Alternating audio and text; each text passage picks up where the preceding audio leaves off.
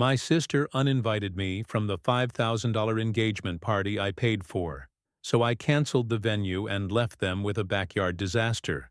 I'm a 31-year-old guy living in a small city in Nevada, about 4 hours from my hometown in California. I work as a garbage collector for the city. It's a union job with decent benefits and early morning hours, so I'm usually done by 2 in the afternoon most days.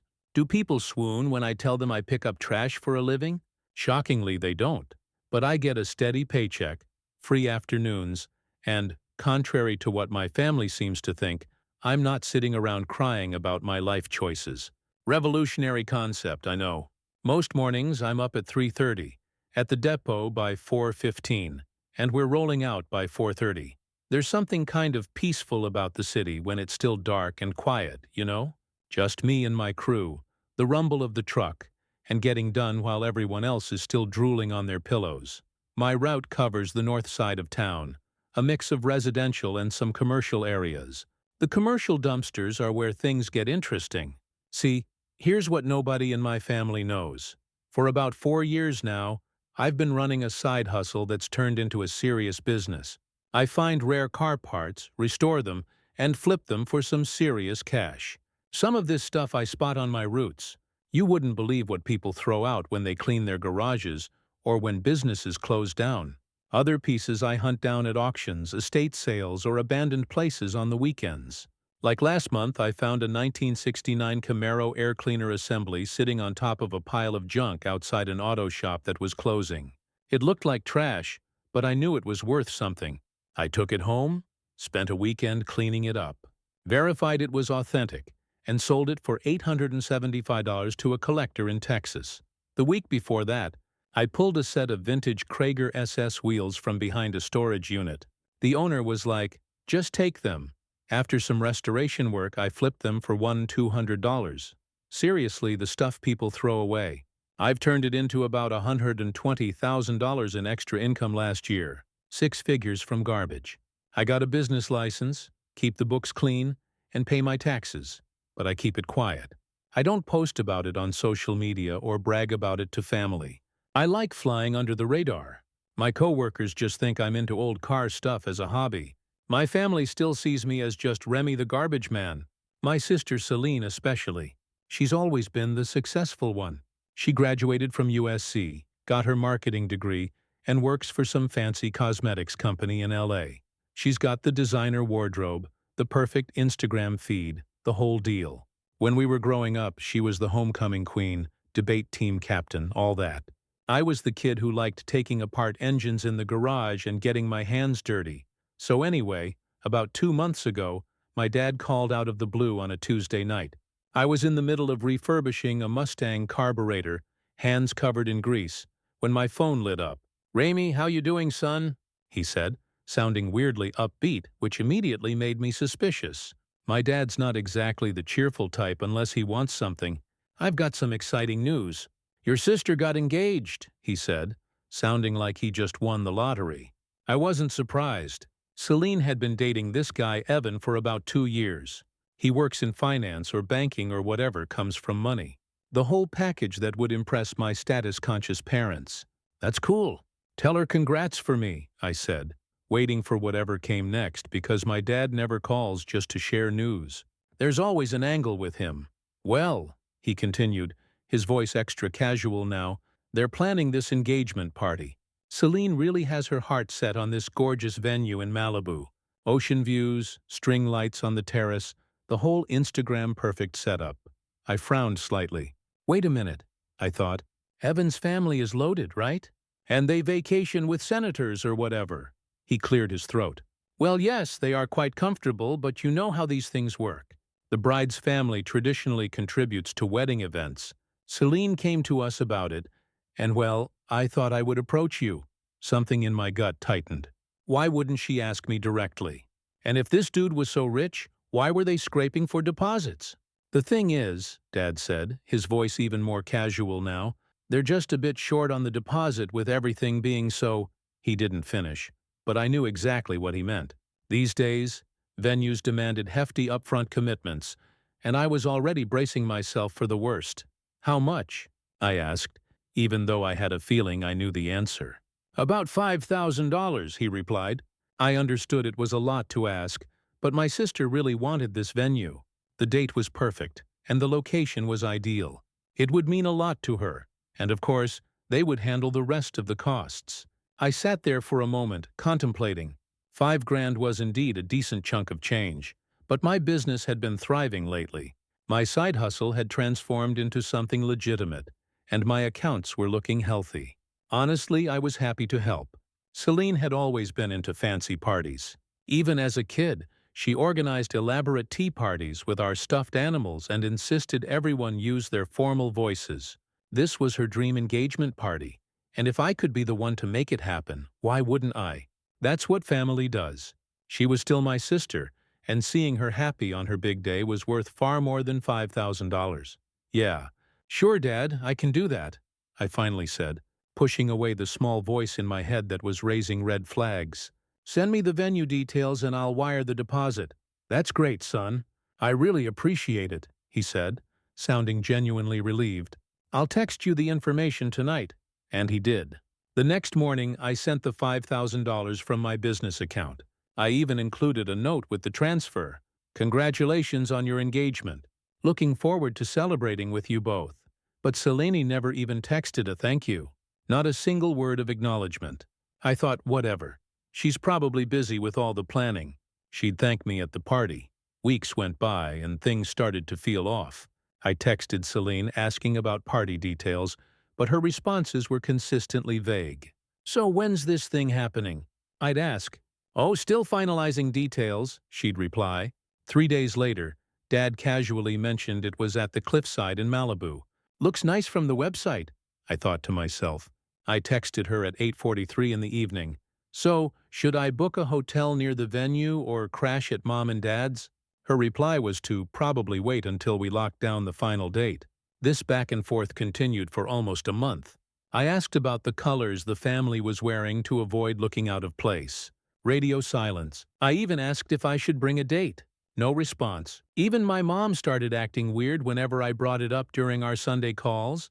"Oh, your sister's handling all the planning," she'd say, quickly changing the subject like a politician dodging a scandal question. About 3 weeks later, I was scrolling through Instagram when something caught my eye. My cousin Jenna posted a picture of a fancy invitation to Celine's engagement party, complete with gold-embossed lettering and a little ribbon. The venue was confirmed. The cliffside in Malibu. The date was set. Everything was finalized. I checked my mail 5 times that week. Nothing. Not even a text asking for my address to send one. By this point, I was starting to feel that sinking feeling in my gut, the one that tells you something isn't right. Still, I wanted to give her the benefit of the doubt. Maybe the invitation got lost. Maybe she thought she had already sent it. Maybe there was some mix-up. So I texted her directly, "Hey, did invites go out?" "Haven't received anything yet." Her reply came 3 hours later. "It's probably just better if you sit this one out." That was it. That's all she wrote. I stared at those words on my phone screen for a solid 5 minutes, reading them over and over, wondering if I was missing something. Nope. My sister, whose fancy party I had paid $5,000 for, just uninvited me from that very party. Now, I'm not the type to blow up over text. Some things need to be discussed face-to-face or at least voice-to-voice. So I decided to call her, trying to keep my cool. Even though I was starting to feel seriously irritated, I just wanted her to tell me what was going on directly. She didn't answer the first time or the second. On the third try, she finally picked up. "What, Remy?" she said, sounding annoyed, as if I was interrupting something important. I could hear voices and music in the background, probably at some fancy lunch with her bridesmaids. "What do you mean I should sit this one out?" I asked. "Look, Remy," she replied, lowering her voice to almost a whisper. "No offense, but you have to understand the situation here. This isn't just some backyard barbecue. The cliffside is one of the most exclusive venues in Malibu." I pressed her for more information and she sighed. "Evan's parents are important people. His dad sits on some state board and knows the governor personally. His mom runs 3 major charity foundations. People vacation with senators and CEOs. I waited, letting the silence stretch between us as she dug herself deeper. You show up in your work boots, smelling like diesel, talking about garbage routes and dumpster finds, and suddenly I'm the girl with the trash truck brother. Everyone else will be wearing designer labels and discussing their summer homes. I just can't have that energy there. It would make things awkward for everyone, including you. She paused, then added, "It's not personal." Not personal? Was she serious right now? So, let me get this straight, I said, my voice deadly calm. You're saying I'm too embarrassing to attend your engagement party because I'm a garbage collector? Don't put it like that, she huffed. It's about fitting in. You wouldn't enjoy yourself anyway. Everyone will be in designer clothes talking about their vacation homes. You'd feel out of place, right? Because trash men can't possibly understand fancy conversations. The sarcasm in my voice was thick enough to cut with a knife. That's not what I meant, she said, sounding exasperated. Look, this is a really important night for me and Evan. His family has certain expectations. I can't afford any complications. And I'm a complication? I asked. In this specific context, yes. I'm sorry if that hurts your feelings, but this is my future we're talking about. I took a deep breath, feeling something cold and hard settle in my chest. She had no idea I'd paid for her precious venue, and honestly, I didn't care enough to enlighten her. Cool. Then my money's not personal either. What? What money? What are you talking about? She asked, sounding genuinely confused. I hung up and just sat there staring at the wall like it owed me an explanation. The silence wasn't heavy. It was clarifying. That was the moment I realized exactly where I stood in their eyes. $5,000. No problem. Just wire it over. But a seat at the table? Nah, that's too much. Wouldn't want the trash man showing up and ruining the photo ops. My own father had the nerve to ask me for money like it was his God-given right. Like that was just part of my job description. Not a single, "Hey, you coming?" or "We'd love to have you there." Just radio silence while they cashed the check and kept polishing their image. I was good enough to fund the fantasy, but not good enough to be seen in it. That's who they are. That's who they've always been. But I didn't waste any time after that call. Cold anger fueled me as I pulled up the venue information from my dad's email and called them immediately.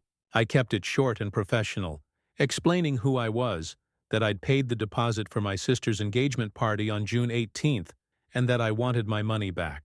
The events coordinator initially mentioned their non-refundable deposit policy, but I calmly explained that I was a third party who paid as a gift, and if the gift was being refused, I wanted my refund. She put me on hold, spoke with her manager, and came back with good news. Since the final contract hadn't been signed and the remaining balance was still being processed, they could refund my deposit. She mentioned that canceling the reservation was part of the refund process, and I just said, "That's fine. Send it back to the same card." No hesitation, no second guessing. My hand didn't even shake when I hit end call. 2 days later, bam, $5,000 was sitting right back in my account like it never left. And you know what? I stared at that number for a good minute. Not because of the money itself, I'm doing fine, but because of what it meant.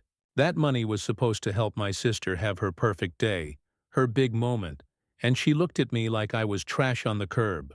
Not even worth a seat at the party I literally paid for. I thought about texting her or my dad something short and petty like, "Hope that Malibu sunset looks good from your backyard tent," or maybe just a screenshot of the refund. But I didn't. They could find out the hard way. Just like I found out I was never really invited. And honestly, I didn't want to sit around in my apartment stewing over it. The anger was sharp, but underneath it, I felt gut-punched, betrayed in a way that hits different when it's your own blood making you feel like the family embarrassment. Like somehow your paycheck determines your worth at the table. So I said, screw it. I threw some clothes in a duffel, grabbed my gear and pointed my truck northwest. I didn't have a plan. I just needed air that didn't smell like diesel or fake apologies. I ended up finding this little town online called Manzanita up on the Oregon coast. Not touristy, just a quiet stretch of beach with rental cabins nearby. I found a cabin rental. Nothing fancy, just clean and quiet with a decent view of the ocean. The best part was that it was at off-season rates, so the whole week cost me less than a single night would have at some hotel in Malibu near Celine's party. As I sat on the deck that first night, watching the sun set over the Pacific with a can of root beer in hand, I turned my phone on airplane mode. No calls, no texts, no social media, just the sound of waves crashing on the shore. For 5 days, I hiked the coastal trails, collected interesting pieces of driftwood, and started a project with one big piece that looked like it could make a cool lamp base. I ate at local dive spots and slept better than I had in months. The anger that had been building up began to fade, replaced by a strange sense of peace. 2 days before the party was supposed to happen, I gave in and turned my phone back on. It immediately started blowing up. Text notifications, missed calls, voicemails, dad calling, mom calling, Celine calling, over and over. I let them all go to voicemail, sat on that deck looking out at the ocean, and listened to them one by one. First Celine. Remy, the venue called us. They said the deposit was refunded. What did you do? The party is in 4 days. Call me back right now. Then another from her an hour later. Remy, the venue canceled on us. What the hell happened? We need that space. Everything else is booked up. Can you just call me back? We'll figure it out. Please don't be petty. Then my dad. Son, call us back right now. Your sister is crying. This is unacceptable behavior. Where are you even? My mom. Remy, please. Everyone's asking where you are. The hall canceled, and we don't know what to do. 6 more from Celine, each more desperate than the last. 3 more from Dad, getting progressively angrier. 2 from Mom, guilt-tripping me about family sticking together. Not a single one apologizing for excluding me from the party. I turned my phone back to airplane mode and went for another walk on the beach. I stayed in Oregon until the day after the engagement party was supposed to happen. When I finally turned my phone back on for good, I had 43 missed calls and too many texts to count. I ignored most of them but did text my cousin Jenna. Hey, how'd the big party go? Her response came fast. Oh my God, where have you been? It was a disaster calling you now. When I picked up, she was practically cackling. Dude, it was the biggest show I've ever seen, she said without even saying hello. So, the fancy engagement party ended up being a last-minute tent setup in my parents' backyard. No way, I said, trying not to sound too pleased. Oh yeah, but wait. It gets better, Jenna continued. According to her, it rained. Not just a sprinkle. We're talking a total downpour. Mother Nature must have really wanted in on the drama. The tent they managed to rent last minute leaked in 3 places. The rental company brought the wrong size, so it was cramped with 50 people jammed in there like sardines. The catering company got confused about the address change and showed up 2 hours late. Half the guests left early. Jenna continued. Celine spent most of the party crying in the bathroom while her future mother-in-law kept asking loudly, couldn't they afford a proper venue?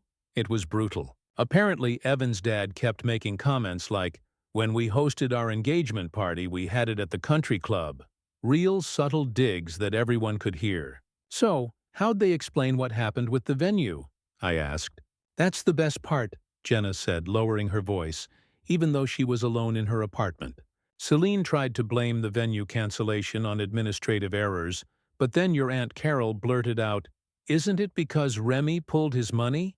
Where is he anyway? I almost dropped my phone. She didn't. Oh, she did. In front of everyone, including Evan's entire family. That's when the whole truth came out in front of everyone, including Evan's entire snooty family. You should have seen Evan's face, Jenna said. He had no idea you were the one who paid for the venue. Your dad never mentioned it to him. Celine never thanked you because she apparently didn't even know. Your dad had just told her he took care of it. I sat down on my couch, taking this all in. So Evan knows everything now. Oh yeah, and get this. He did not look happy with Celine. They had this intense whisper argument in the corner, and then he just left. Didn't say goodbye to anyone. Just got in his car and drove off, leaving Celine standing there in her fancy dress with mascara running down her face. After I hung up with Jenna, I checked my social media. I got a notification for a message request on my business page, the one for my car parts restoration business. It was from Evan. Hey, I didn't realize you were the one who paid for the venue. I just found out what happened at the party. I heard what Celine said to you about your job. I want you to know that my dad was actually a garbage collector too. He did it for 11 years before going to law school.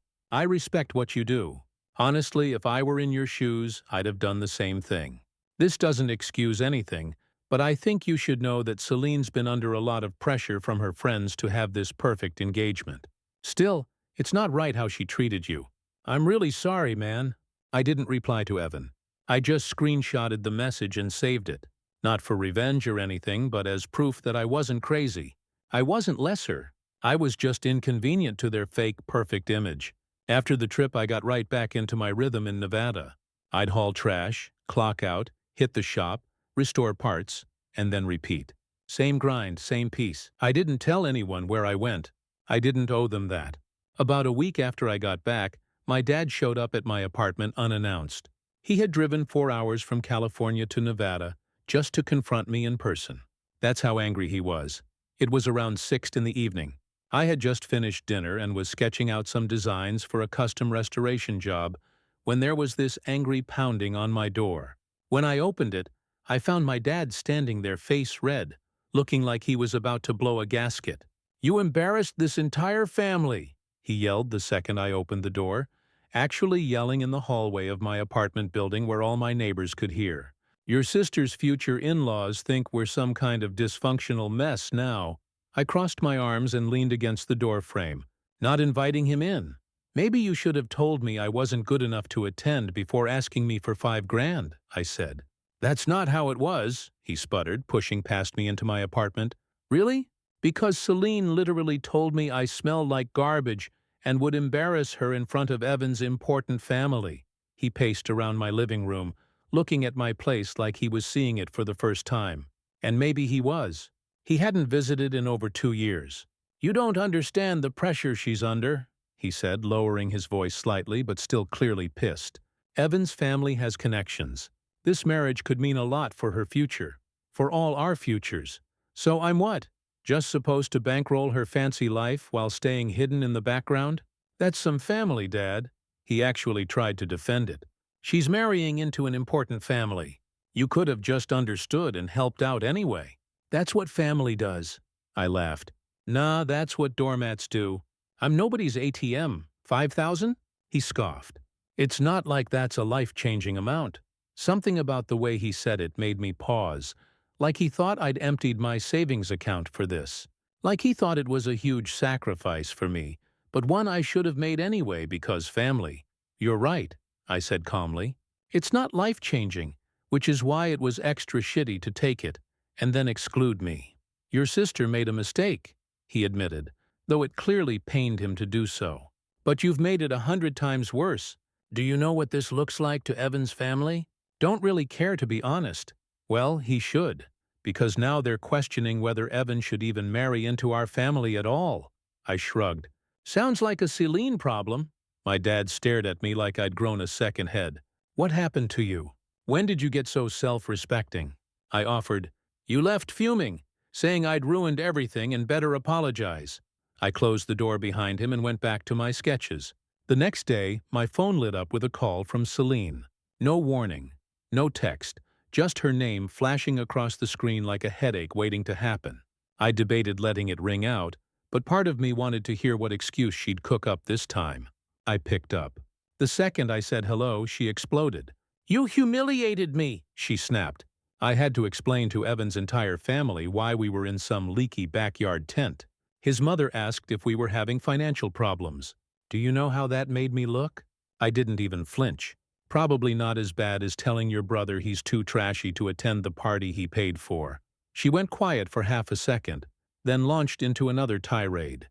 "You should have told me you paid for it." I snorted. "You should have invited me." "I was going to," she lied, her voice rising. "I was going to explain everything, but then you pulled that childish stunt." "Right," I said dryly. "That's why you texted me. It's probably just better if you sit this one out." And then she ghosted me. Sounds inviting, right? She started spiraling into full meltdown mode. She claimed I ruined her special day, saying Evan was now questioning everything, as if that was supposed to make me feel bad. Then she said something that actually made me pause. It sounded so pathetic. "Even my bridesmaids think I'm the villain now." I kept my tone calm.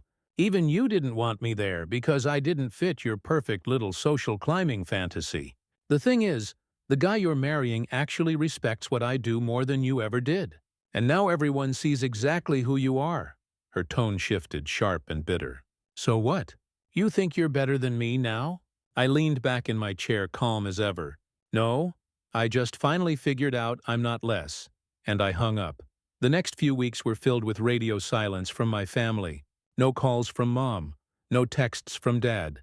Definitely nothing from Celine. I just kept doing my thing. Work, my side business, and weekend hikes when the weather was nice. I used some of that refunded $5,000 to buy a specialized tool I'd been eyeing for restoration work. Then my cousin Jenna called again. She had become my main source of family intel at this point. She started bursting with news.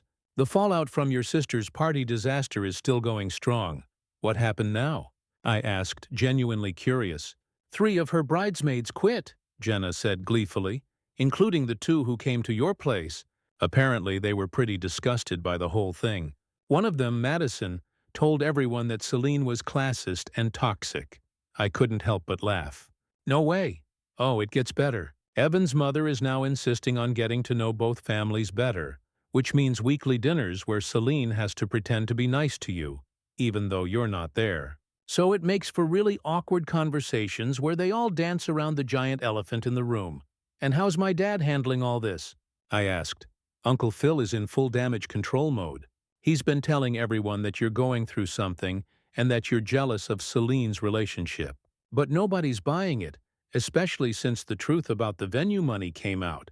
And my mom." Jenna's voice softened a bit. "Aunt Sarah seems pretty torn up about the whole thing. She's not taking sides publicly, but I overheard her telling my mom that they need to fix Remy before he ruins Celine's chances with Evan's family for good." About a week after my dad's dramatic visit, there was another knock at my door. This one was softer, more hesitant. When I opened it, my mom was standing there with a strange smile. "Can I come in?" she asked, already stepping forward without waiting for an answer. I moved aside, watching as she surveyed my apartment with barely concealed disapproval. Her eyes lingered on the grease-stained work clothes draped over a chair and the car parts catalog on my coffee table. "Remy," she started, settling herself on my couch like she was afraid it might be dirty. "We need to talk about your future." "Here we go. What about it?" I kept my voice neutral, already knowing where this was headed. "Don't you think it's time you found a different career path? Something more respectable?" She said it gently, as if suggesting I change my shirt, not my entire livelihood. "This garbage collecting job is fine as a temporary thing, but you're 31 now." "I like my job," I said simply. She sighed dramatically. "But look at what just happened with Celine's party.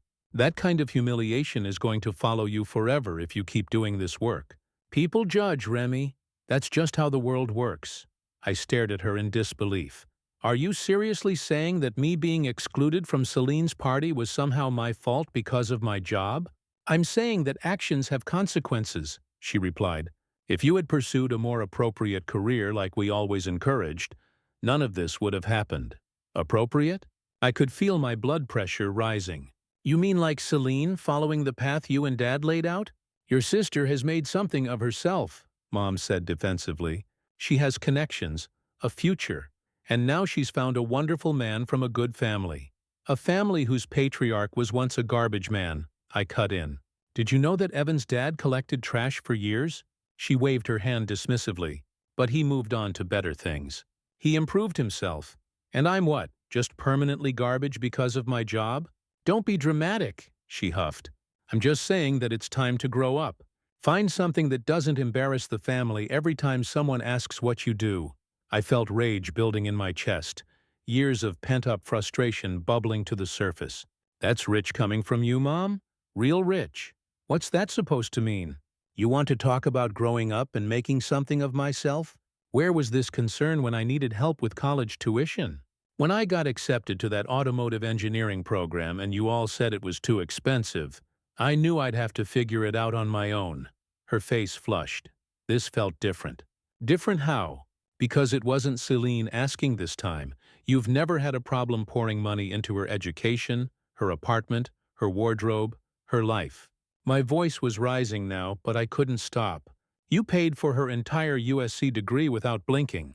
But when it came to my community college classes, suddenly money was tight. "We gave you both what you needed," she said defensively. "You gave Celine what she wanted and me what you could spare. You never once asked what my plans were, or what I wanted to do with my life. You just assumed I'd failed because I didn't follow your blueprint." She looked away, unable to meet my eyes. "We just wanted what was best for Celine. Not for me. Never for me," I finished. "And now you have the nerve to show up here and tell me my job is embarrassing you after you set me up to fail from day one. That's not fair." "Remy," she said, but her voice lacked conviction. "That was it, the last straw. You want to know what I do, Mom? Besides hauling trash?" I walked over to my desk and pulled out a folder, slapping it down on the coffee table in front of her. "Take a look." Hesitantly, she opened it. Inside were my business tax returns, bank statements, and some photos of my restored parts with their selling prices. Her eyes widened as she flipped through the pages. "You made this much from car parts?" "Yeah, from garbage. The stuff people throw away that I find value in," I said, unable to keep the bitterness from my voice. "I've been running this business for 4 years. Not once did you or Dad ever ask enough about my life to find out." Her demeanor shifted instantly, the disapproval in her eyes transforming into something I recognized all too well: opportunistic calculation. "Remy, this is wonderful. Why didn't you tell us?" she said, practically beaming now. "You know, with this kind of income you could really help your sister out. She and Evan are looking at apartments in Brentwood. Such a nice area, but the rent is astronomical." I stared at her dumbfounded. "Are you seriously asking me to pay for Celine's rent after everything that just happened?" "Well, it would be a lovely gesture. Show everyone you're sorry about the party fiasco and that you want to make amends." Her smile was honeyed poison. "It would mean so much to her and to the whole family." I laughed, a hollow, disbelieving laugh that made her smile falter. "Get out." Her eyes widened. "Excuse me?" "Get out." I walked to the door and held it open. "You didn't come here to apologize. You came to shame me into falling in line. And when that didn't work, you thought you'd cash in on my success instead. A success, by the way, that came from the very job you just spent 10 minutes telling me was humiliating. Remy, you're being unreasonable." "No. What's unreasonable is driving 4 hours to tell your son he's an embarrassment, then asking him for money." My voice was dead calm now. "I'm done being the family ATM that you're ashamed to acknowledge in public. I'm done with all of it." She stood up, clutching her purse to her chest like a shield. "You've changed," she said accusingly. "You've become bitter." "No, I've just stopped accepting scraps from people who think I belong in the trash." I gestured to the open door. "Don't come back. Not until you're ready to see me for who I actually am." She left without another word, her back rigid with indignation. As her car pulled away, I felt lighter somehow, like I'd finally taken out the garbage that had been stinking up my life for years. Life went on. I kept working my routes, flipping parts, and actually expanded. I got a second storage unit for my business and started thinking about maybe renting a proper workshop space instead of just using my apartment. Jenna kept me updated on the family drama. The engagement was hanging by a thread, she told me during one of our calls. I didn't really care at that point. I even thought about blocking Jenna, too. That girl thrives on drama and would never stop. My dad kept trying to make me the bad guy, telling relatives I was jealous of Celine's relationship and sabotaged her party. Nobody bought it. The truth had a way of spreading, and in this case, the truth made Celine and my parents look pretty bad. I never posted anything about the whole situation except for one thing. Just a picture of a 1964 Mustang intake manifold I'd restored and sold for $3,600. The caption just said, "Trash is just treasure that landed in the wrong hands. Let them figure that one out." Meanwhile, I was thriving. My business expanded enough that I finally leased that workshop space I'd been eyeing. I even hired an assistant to help with the workload. I started getting orders for cleaning and basic restoration work from collectors as far away as Europe and Japan. It turns out that being the garbage man nobody wanted at the party was working out pretty well for me. Celine's life, on the other hand, took a nosedive. According to Jenna, she was put on probation at work after having a meltdown during a client presentation. Evan's family was polite but distant. 3 months after the party disaster, she showed up at my new workshop unannounced. "Nice place," she said, looking around awkwardly. She seemed smaller somehow, less shiny and perfect than I remembered. Thanks. What do you want? I asked. She flinched at my directness. I just wanted to see how you were doing. I'm doing great. I gestured around at the workshop. Business is booming. So I heard, she said, fidgeting with her purse strap. Mom told me about your side business. Said you're doing really well. It's not a side business anymore. It's my main focus now. I just do the garbage routes 3 days a week. She nodded, clearly uncomfortable. Remy, I'm sorry about what I said at the party. Are you sorry because you meant it, or sorry because it blew up in your face? She didn't have an answer for that. That's what I thought. I turned back to the carburetor I'd been working on. Anything else? Evan and I broke up, she blurted out. He said he couldn't marry someone who would treat her own brother that way. Said it showed a character defect. Her voice cracked on the last words. I didn't feel the satisfaction I thought I would. Just a hollow sadness for her. That sucks, I said. Honestly, I'm sorry it didn't work out. Are you? She looked surprised. Yeah, despite everything, you're still my sister. I don't want you to be unhappy. I set down my tools, but I'm not going to pretend what you did was okay either. She nodded slowly. I've been seeing a therapist, trying to figure out why I care so much about what other people think. Why I was so willing to hurt you to impress people I barely knew. That's good, I said. That's a start. We didn't hug when she left. We weren't there yet, but we did agree to meet for coffee sometime. Baby steps. The truth is, if Celine had just invited me to that party, none of this would have happened. I'd have shown up, kept to myself, and gone home. No drama, no revelations, no change. Sometimes it takes getting thrown out with the trash to realize what's really valuable. And sometimes the best revenge isn't revenge at all. It's just standing your ground and watching people realize exactly who belongs in the trash. And it ain't the garbage man.